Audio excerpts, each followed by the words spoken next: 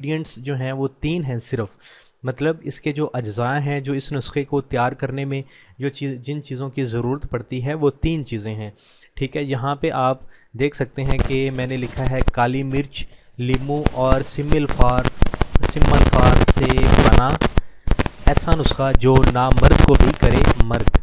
तो इसमें एक जो चीज़ जो आज आपको मैं नुस्खा बताऊंगा, इसमें एक चीज़ डलेगी काली मिर्च, ब्लैक पेपर, जिसे आप देख सकते हैं यहाँ पे मैंने इसका थोड़ा सा यहाँ पे इसका मैंने स्नैप यहाँ पे लगाया है। यहाँ पे आप देख सकते हैं ब्लैक पेपर यानी काली मिर्च की यहाँ पे तस्वीर आप देख सकते हैं। और ये जो है लेमन, ठीक है, और एक सिमल्फार जो है ये आपको मिलेगा पंसारी की शॉप से। तो दोस्तों ये जो नुस्खा है आप इस वीडियो को ध्यान से सुनिए, तो इंशाल्लाह इसमें आपको बहुत ही ज़बरदस्त फ़ायदा होने वाला है, क्योंकि ये एक ऐसा नुस्खा है जिसके बहुत सारे फ़वाइद हैं। ये ऐसा नुस्खा है जिसको इस्तेमाल कर लेने से इंशाल्लाह जो नामर्द है वो भी मर्द हो जाएगा। और बाकी जो मर्दाना कमज़ोरी का आप अंदाज़ा लगा सकते हैं कि अगर इस नुस्खे को इस्तेमाल करने से नामर्द भी मर्द हो जाएगा, तो आम मर्दाना कमज़ोरी वाले पेशेंट जो हैं वो तो उनके जिस्म में तो ये नुस्खा इस्तेमाल करने से जैसे एक जो ताकत का सरचश्मा पैदा हो जाएगा इंशाल्लाह। तो बग़ैर लेट किए शुरू करते हैं आज की वीडियो। तो I have to play this, yes I have to pause. अच्छा जी, यहाँ पे आप देख सकते हैं कि लिखा है काली मिर्च, लीमू और सिमल्फार से बना ऐसा नुस्खा जो नामर्द को भी करे मर्द।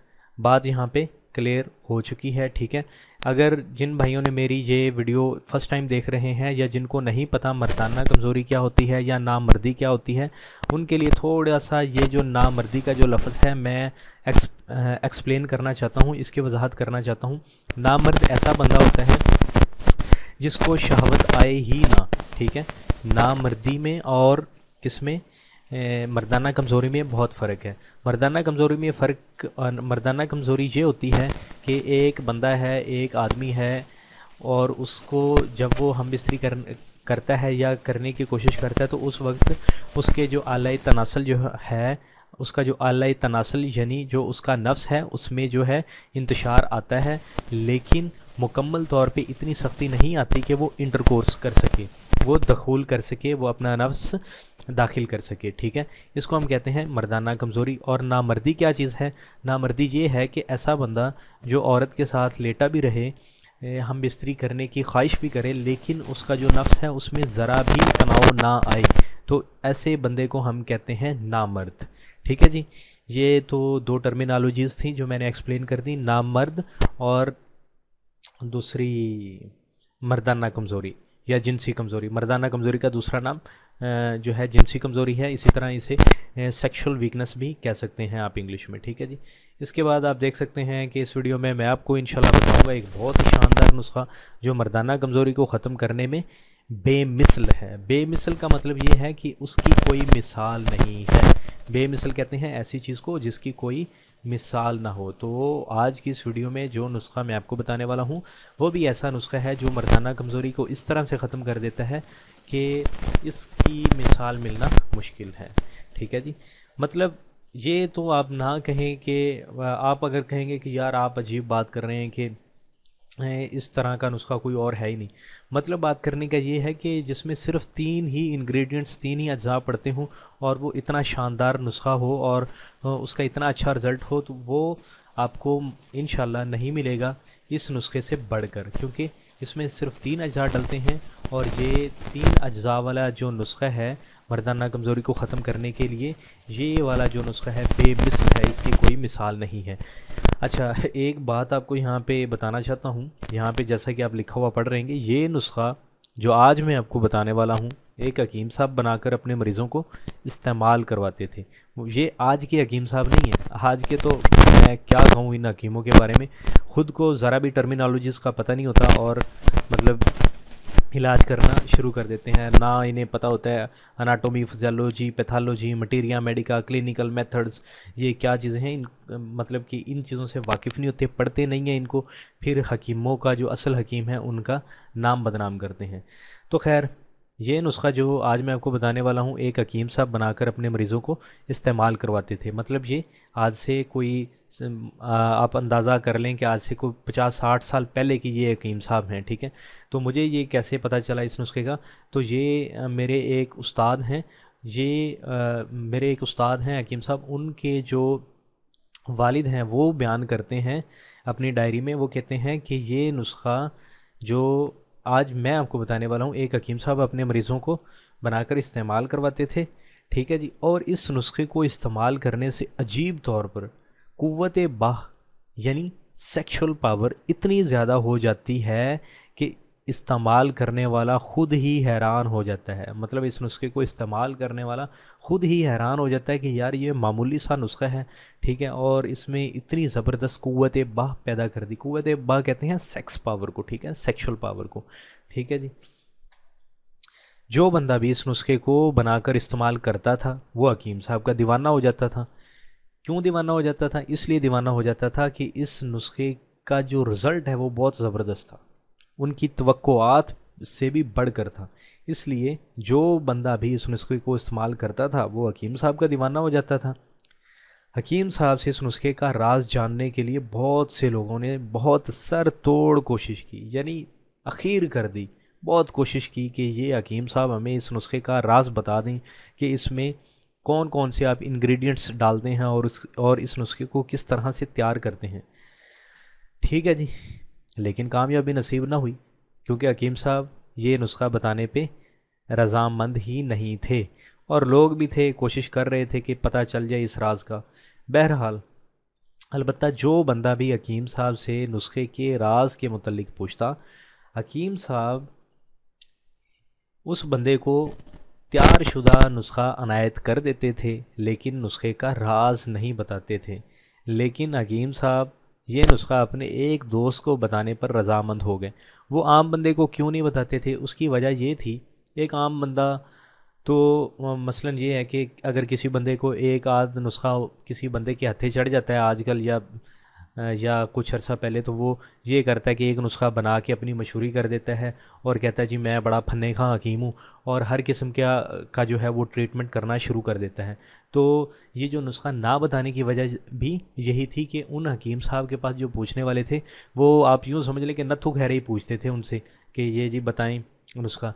तो वो बताते इसलिए नहीं थे क्योंकि अगर वो नुस्खा बता देते तो होना ये था कि वो जो अनाड़ी और जो इस तरह से नीम हकीम थे वो इस नुस्खे को बना के एक तो लोगों से पैसा बटोरते, इस नुस्खे को महंगे दामों में बेचते, और दूसरा ये कि अपने आप को ज़ुब्दातुल हुकमा और उस्ताजुल हुकमा कहना शुरू कर देते और बाकी भी मर्ज़ों का इलाज करना शुरू कर देते। इसलिए हकीम साहब ने ये नुस्खा सब लोगों को इसी बात पे टरखा देते थे कि यार तुम नुस्खा ले जाओ, मैं जो आपको तैयार शुदा दे रहा हूँ तो आप ले जाओ, आपको बनाने की क्या ज़रूरत है, या आप बस इस नुस्खे को इस्तेमाल करें, और ये कैसे बनता है या इसमें क्या डलता है, आप इस चक्कर में क्यों पड़ते हैं। तो बहरहाल हकीम साहब ने किसी को इस नुस्खे का राज ना बताया, लेकिन हकीम साहब ये नुस्खा अपने एक दोस्त को बताने पर रज़ामंद हो गए। अब ये दोस्त कौन थे? ये मेरे उस्ताद साहब के वालिद साहब थे, और ये बहुत बड़े हकीम थे, बहुत बड़े हकीम थे ये। अल्लाह ताला इनकी कब्र पे रहमत करे, अल्लाह ताला इनको करवट करवट जन्नतुल फिरदौस में जगह अता फरमाए। हकीम साहब ये नुस्खा अपने एक दोस्त यानी मेरे उस्ताद के वालिद साहब को बताने पर रज़ामंद हो गए, जो कि एक बहुत ही बड़े हकीम थे।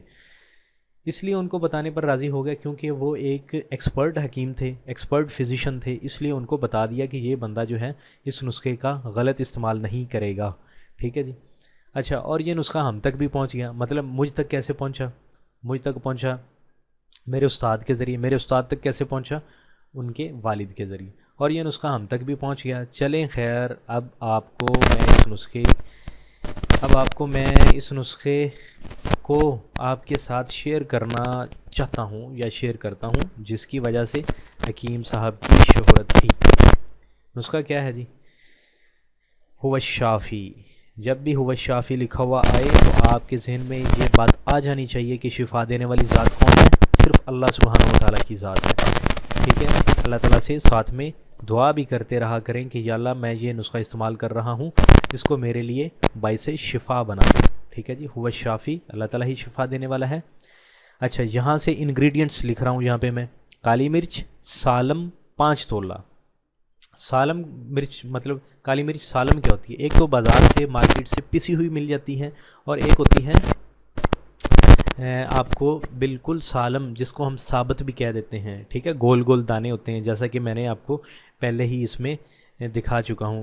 यहाँ पे दोबारा दिखा देता हूँ आपको। यहाँ पे आप देख सकते हैं कि ये है सालम, काली मिर्च जो है ये सालम है। ठीक है जी। अच्छा जी, काली मिर्च सालम 5 तोला लेकर चीनी के एक बर्तन में डाल लें। ठीक है, घरों में चीनी वाले बर्तन जो होते हैं उसमें आप इसको डाल लें। किसको? 5 तोला साबित सालम काली मिर्च को। ठीक है, बर्तन में डाल लें, और पंसारी से आप सिमल फार ले लें 1 तोला। सिमल फार पंसारी की शॉप से मिल जाएगा आपको। सिमल फार आप पंसारी से ले लें 1 तोला, और इसको हावन दस्ते में सुरमे की तरह बारीक पीस लें। किसको? सिम अल्फार को, काली मिर्चों को नहीं मेरे भाई। सिम अल्फार को सिम अल्फार 1 तोला को हावन दस्ते में सुरमे की तरह बारीक पीस लें, और इन मिर्चों पर छिड़क दें। किन मिर्चों पर छिड़क दें? जिन काली साबुत मिर्चों को आपने चीनी के एक बर्तन में डाला होगा, उनमें आपने क्या करना है? इस बारीक पिसे हुए सिम अल्फार को इन बारीक मिर्चों पर इन साबुत मिर्चों पर छिड़क देना है। उसके बाद करना ये है, इसके बाद इन पर 1 अदद कागज़ी लीमू, ये जो बाज़ार से आपको लीमू मिलते हैं ये कागज़ी लीमू ही होते हैं। ठीक है, इसके बाद इन पर 1 अदद कागज़ी लीमू निचोड़ दें। किन पर? यानी काली मिर्च पर डाला क्या? काली मिर्च पर डाला बारीक पिसा हुआ सिमल फार, और उस पर क्या निचोड़ा? 1 अदद कागज़ी लीमू निचोड़ दिया। ठीक है, और फिर बर्तन के ऊपर मलमल का कपड़ा बांध दें। ठीक है, बर्तन का जो मुंह होगा उस पर क्या करें? आप क्या करें? उस पर मलमल का कपड़ा बांध दें। मलमल का कपड़ा कहाँ से मिलेगा? बाज़ार से मिल जाएगा। ठीक है, आप जाएं 50 का लें, 100 का लें, वटेवर जितने का भी आपको मिल जाए, आप वो मलमल का कपड़ा ले लें, और क्या करें? बर्तन के मुंह के ऊपर बांध दें और धूप में रख दें। किसको? उस बर्तन को जिसमें ये काली मिर्च सिमल फार और उस पर आपने कागज़ी लीमू निचोड़ा होगा, उसके ऊपर आपने मलमल का कपड़ा बांध के आपने उस बर्तन को धूप में रख देना है। जब लीमू का डाला हुआ पानी खुश्क हो जाए तो एक और लीमू का पानी इन मिर्चों पर निचोड़ दें। ठीक है, किन मिर्चों पर? जिन पर सिमल फार निचोड़ा था, फिर लीमू को निचोड़ा था, फिर उसको धूप में रखा था, फिर वो खुश्क हो गया था, तो फिर दोबारा क्या करना है? उस पर फिर एक और लीमू निचोड़ देना है। उसके बाद क्या करना है? और फिर दोबारा बर्तन को मलमल के कपड़े से बांधकर धूप में रख दें, हत्ता कि दोबारा डाला हुआ लीमू का पानी भी खुश्क हो जाए। फिर तीसरी बार लीमू का पानी डालकर मलमल का कपड़ा बांधकर धूप में रख दें। ठीक है जी, तीसरी बार भी आपने ये करना है, और इस अमल को दोहराते रहें, रिपीट करते रहें और करते रहें हत्ता कि 40 लीमुओं का पानी इन मिर्चों में खुश्क हो जाए। 40 लीमुओं का जो अर्क है, पानी है, वो इन मिर्चों में खुश्क हो जाए। फिर इसके बाद इन मिर्चों को ताज़ा पानी के साथ, हाथों के साथ, ताज़े पानी के साथ हल्का हल्का आप इनको धो लें, और इन मिर्चों को आपने किसी बर्तन में रख के, प्लेट में डाल के, ट्रे में डाल के आपने इन मिर्चों को साए में रख देना है, और ये साए में खुश्क हो जाएं। बस नुस्खा तैयार है। ये जो नुस्खा है, इनको आप करामाती मिर्चों का नुस्खा भी कह सकते हैं, और ये जिन हकीम साहब ने सजेस्ट किया था या जिनकी ये इन्वेंशन था, वो इस नुस्खे का नाम उन्होंने करामाती स्याह मिर्चें रखा हुआ था। देखने में ये आपको मिर्च ही लगेगी, लेकिन जो इसके फ़वाइद हैं वो बेशुमार हैं। अच्छा, इसका इस्तेमाल करने का तरीका है क्या है इस्तेमाल करने का तरीका? 2 मिर्चें सुबह के नाश्ते से 2 घंटे पहले खाकर फ़ौरन 1 गिलास नीम गर्म दूध पी लें, और फिर 2 घंटे बाद नाश्ता कर लें। 2 घंटे बाद नाश्ता क्यों करें? क्योंकि उसकी वजह ये है, अगर आप फौरी तौर पे नाश्ता करेंगे तो ये जो आपका जो स्टोमिक सिस्टम है वो डिस्टर्ब हो जाएगा, क्योंकि आपकी तबीयत माइल होगी किसकी तरफ? मिर्चों की तरफ और दूध की तरफ। वो उसको हज़म करने के चक्रों में होगी, उसको प्रोसेस करने के चक्कर में होगी, और आप फ़ौरन नाश्ता कर लेंगे तो तबीयत का ध्यान उधर से हट के आपके नाश्ते की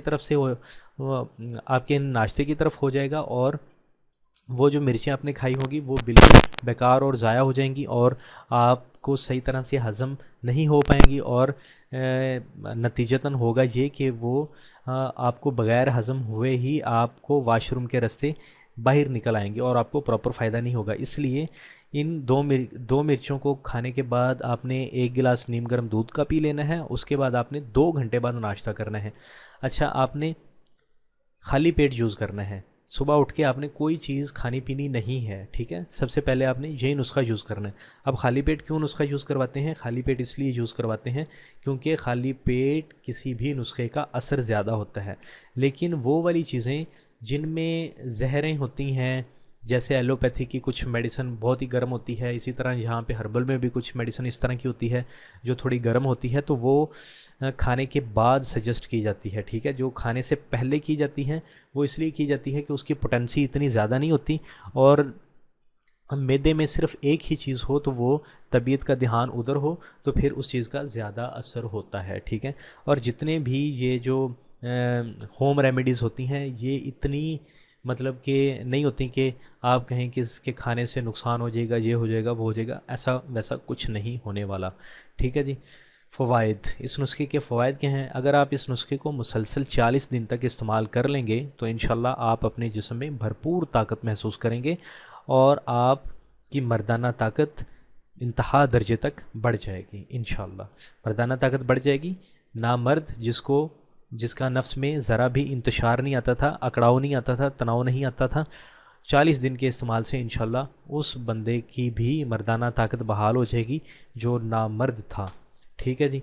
अच्छा, यहाँ पे कुछ चीज़ें आपको बताना चाहता हूँ। ये नुस्खा शुगर के मरीज़ यूज़ कर सकते हैं, ठीक है। दिल के मरीज़ यूज़ कर सकते हैं, हाई ब्लड प्रेशर के मरीज़ यूज़ कर सकते हैं, जिगर के मरीज़ यूज़ कर सकते हैं, ठीक है। और इस नुस्खे को इस्तेमाल के दौरान में परहेज़ ये करना है कि आपने हम बिस्तरी मुकम्मल तौर पे नहीं करनी 40 दिन तक, ठीक है। उसके बाद आपने एक और परहेज़ ये करना है, मुश्तनी भाई बिल्कुल नहीं करनी। जो ऐसे लोग हैं जो मुश्तनी करते हैं वो बिल्कुल नहीं करनी, बल्कि उनको मुश्तनी हमेशा के लिए छोड़ देनी चाहिए। उसके बाद ये है कि जिन भाइयों को जरियान का मसला हो वो ये नुस्खा इस्तेमाल ना करें। जरियान ये होता है कि पेशाब के बाद ड्रॉप्स आते हैं, ठीक है, या पहले आ जाते हैं, मनी के कतरे आ जाते हैं, उसको हम कहते हैं जरियान। इसी तरह जिन भाइयों को बहुत ज़्यादा एहतलाम होता है वो भी ये नुस्खा इस्तेमाल ना करें, और जिन भाइयों की टाइमिंग कम है वो भी ये नुस्खा इस्तेमाल ना करें। जिन भाइयों को ज़कावत हिस्स का प्रॉब्लम है यानी हाइपर सेक्सुअलिटी है वो भी इस नुस्खे को इस्तेमाल मत करें, बल्कि पहले जिनको ज़कावत हिस्स है वो ज़कावत हिस्स को ख़त्म कर लें, फिर जरियान को ख़त्म कर लें, एहतलाम को ख़त्म कर लें, फिर सूरत अंजाल यानी अपनी टाइमिंग को बढ़ा लें, उसके बाद ये वाला मुकव्वी नुस्खा यूज़ कर लें। तो उम्मीद करता हूँ कि आपको आज का नुस्खा पसंद आया होगा। अगर आपको इस वीडियो से कुछ सीखने को मिला है तो काइंडली आप इस वीडियो को एक लाइक दे दीजिए। इससे हमारी हौसला अफजाई हो जाएगी, हमारी तसल्ली हो जाएगी कि हमारा काम जो है, हमारी मेहनत जो है लोगों को पसंद आ रही है। इसी तरह आप इस वीडियो को अपनी फेसबुक वॉल पे शेयर कर दीजिए, ठीक है। आप हमसे मिलते रहिए। हमसे मिलने का तरीका ये है कि आप हमारे चैनल को सब्सक्राइब कर दीजिए और आपको लेटेस्ट अपडेट्स मिलते रहेंगे इस तरह हमारी वीडियोज़ के। तो अब आपसे इजाज़त चाहते हैं। Thanks for watching, good bye, take care, अल्लाह हाफिज़ एंड अस्सलामु अलैकुम।